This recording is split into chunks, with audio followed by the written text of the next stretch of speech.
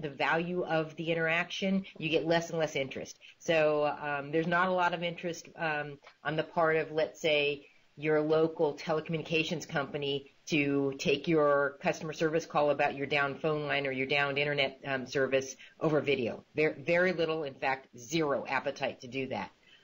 So it's not going to be across the board. It's not going to be suddenly you're going to wake up and every organization that you used to dial a 1-800 number and interact with their contact center agent is not going to suddenly be on video. But what you're going to find is that where there is a value in the interaction, where either the customer relationship has a lot of value, like in the case of financial services, or where the subject matter expert has a lot of value. Melanie mentioned healthcare. To a certain extent, a lot of what we're seeing in adoption of video in healthcare, it's about customer service. The customer is called a patient, but it's how do you serve patients better? How do you serve patients who are underserved and remote? How do you get the best specialist who is very, very valuable? The value of that clinician's time, is very valuable.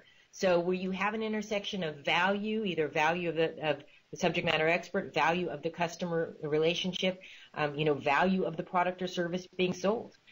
We're seeing videos being used for another area that's kind of hot is the legal market for remote depositions and remote testimony for, again, expert witnesses. The value of an expert witness, it costs a lot to fly them to a court. So you can almost create a map that said, rate the value of the interaction and the value of the expertise, and then that's how likely video is to be added to that process.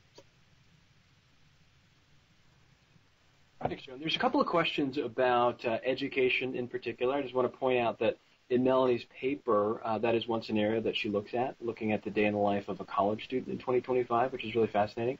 And for those of you that also have that interest in what's happening today, next week, in fact, we're doing a webinar. It's going to be on both Tuesday and Thursday, same session.